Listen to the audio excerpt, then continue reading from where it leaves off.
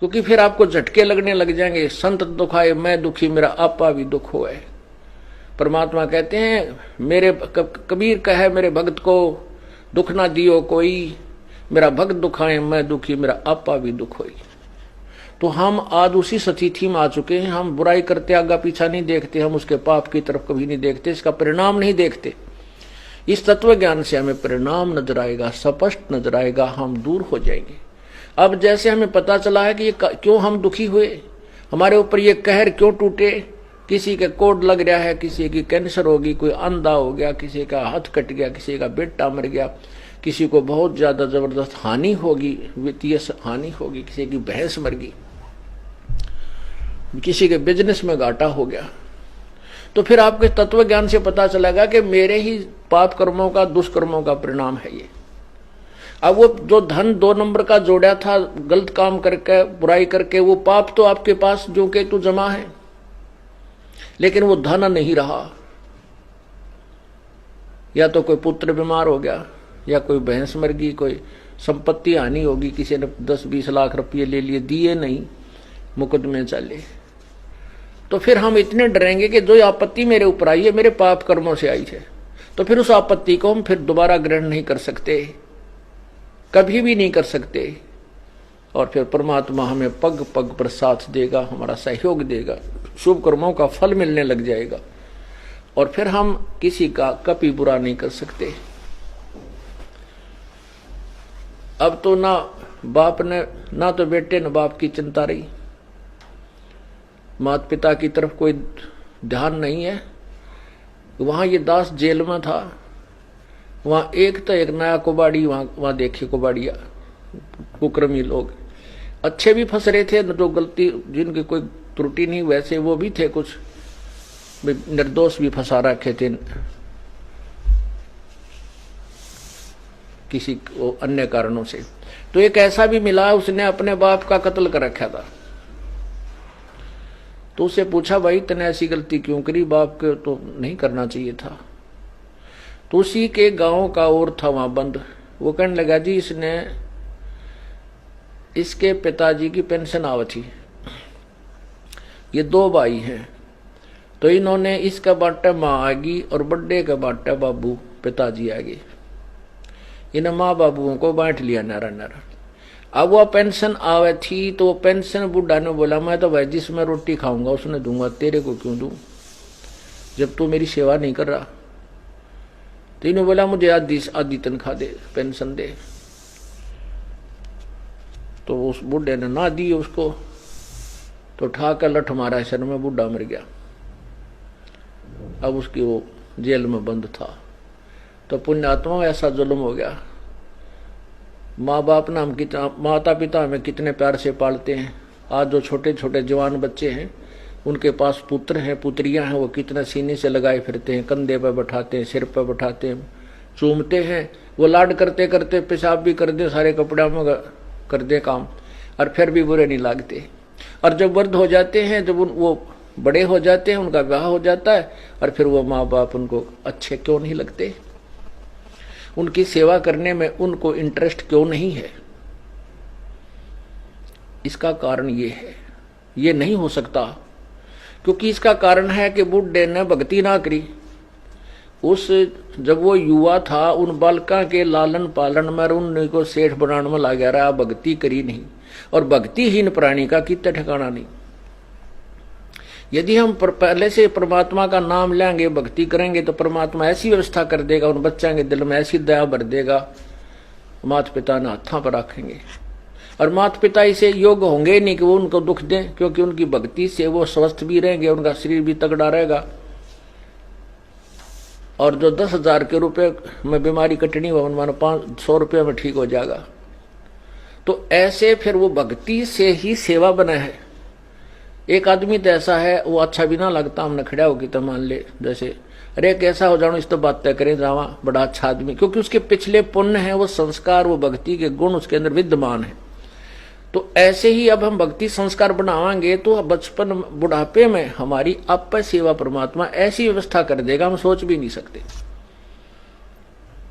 ना हम बच्चों बुरे लागा, ना बच्चे हमारी सेवा से उकताएंगे, कभी नहीं उकताएंगे, दूनी इंटरेस्ट बढ़ेगा। अब देखो पुण्यात्माओं, इस दास के 4 संतान, 2 लड़के 2 लड़की थी। यदि ये दास उन्हीं में उलझ पुलझ रह जाता, अब मुझे पता हुआ मेरी कितनी की खातिरदारी करूं, खूब पता है मुझे वह क्या नेचर है उनका, कैसा उनका स्वभाव और क्या करते। अब परमात्मा के चरणों में आया हूं, मेरे लाखों चेले बेटा बेटी हो गए। अब एक को कहता हूं भाई जल लाना, 10 खड़े हो जाते हैं। ये क्या कारण है? क्योंकि मैंने परमात्मा की भक्ति का रटना लाई, और उस भक्ति की शक्ति से इन बच्चों में इतनी श्रद्धा बन गई, जनो हाथों पर रखूं अपने गुरुदेव को, अपने पिता को। परमात्मा कहते हैं कुल खोए कुल होत है, कुल राखें कुल जा, राम निकल कुल भेंट ले, सब कुल रहा समाए।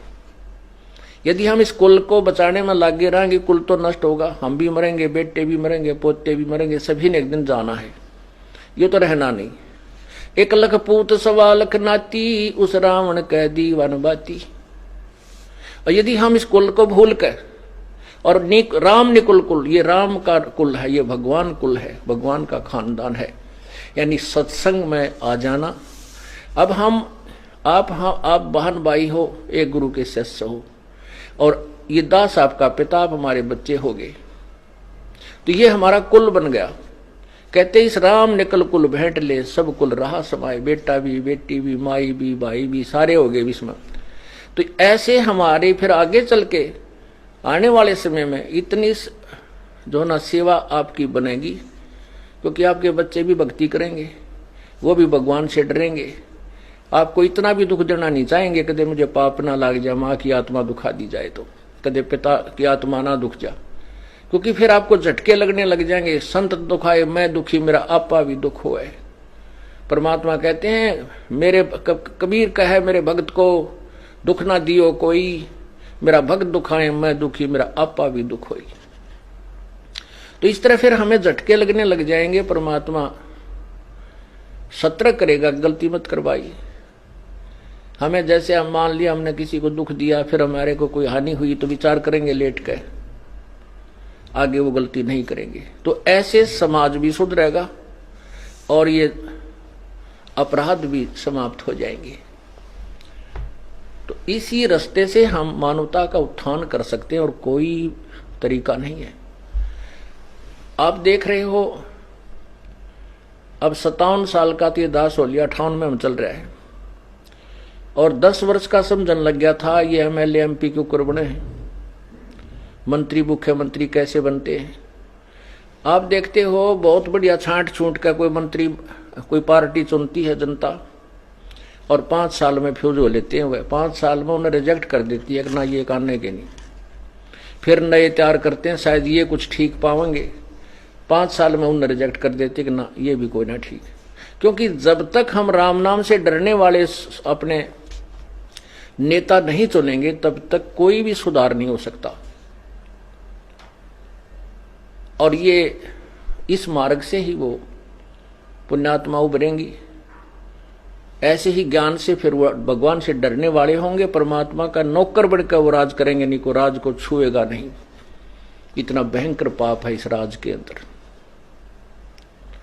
राजा लोग भगवान से डरने वाला हो, बिल्कुल भी गलत काम नहीं करते, तुरंत त्याग देना पड़े, उसने इस्तीफा देना पड़ जाए।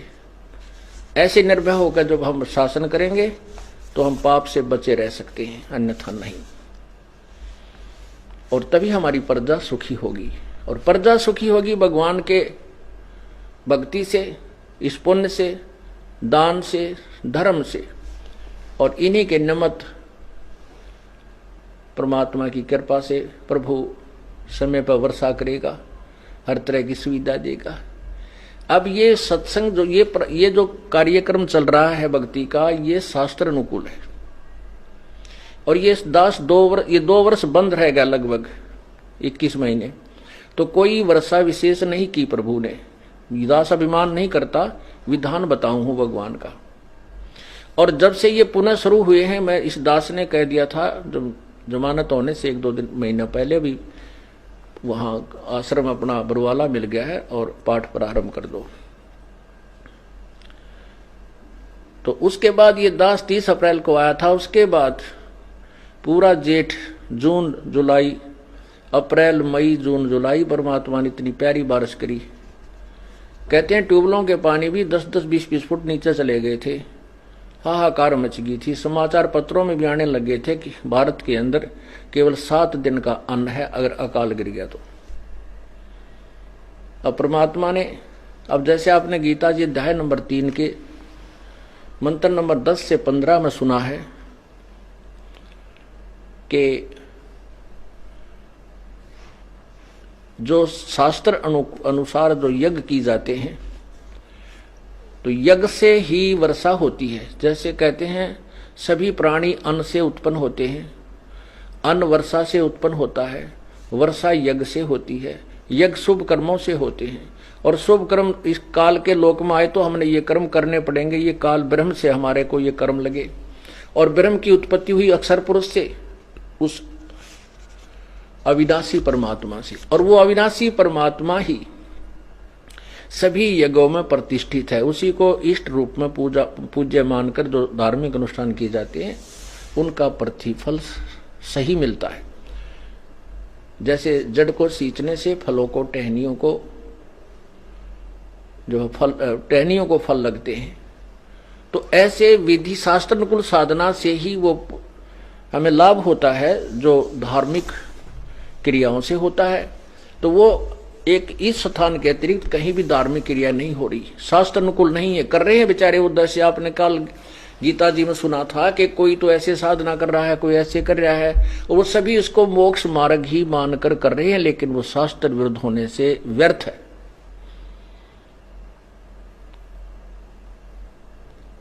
इसलिए ये आप देख रहे हो, ये दास ने, आपने भी देखा, मई, जून और जुलाई, अगस्त दिन खाली नहीं गया जो बारिश ना हुई हो, और बहुत प्यारी प्यारी।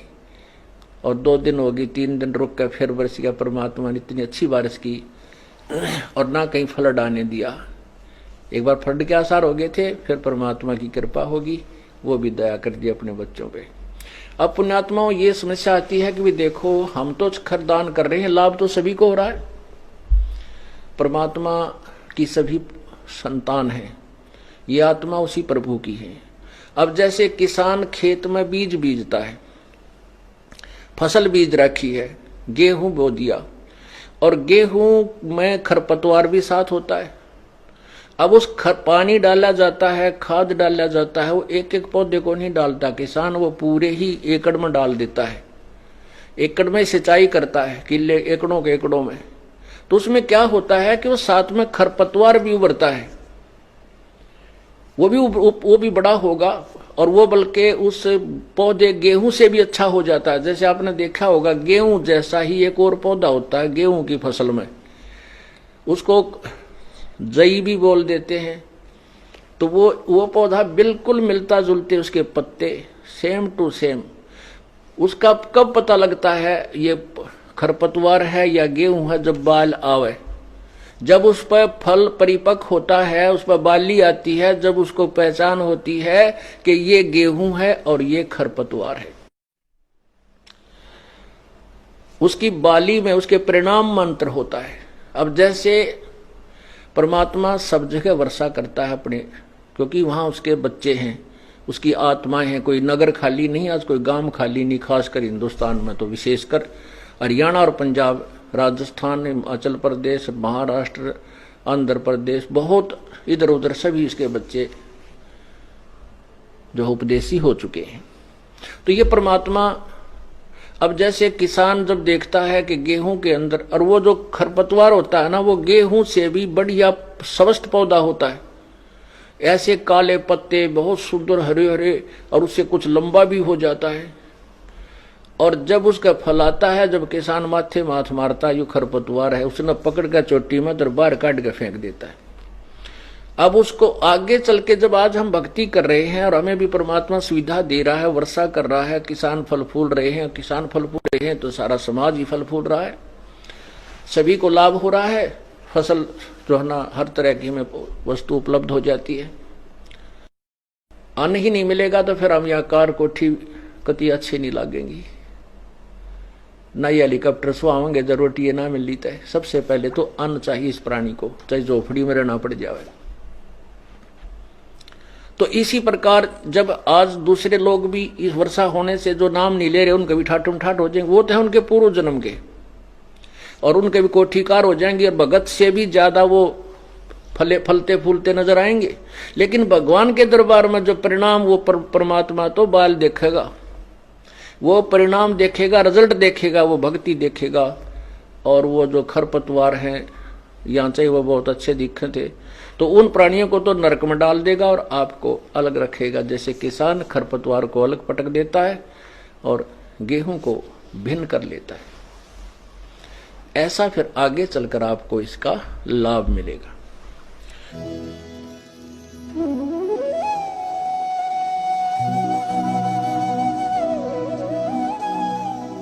अगर आप ये वीडियो YouTube पर देख रहे हैं तो हमारे चैनल को सब्सक्राइब करें और बेल आइकन को दबाना ना भूलें। अगर आप Facebook पर ये वीडियो देख रहे हैं तो हमारे पेज को लाइक करें।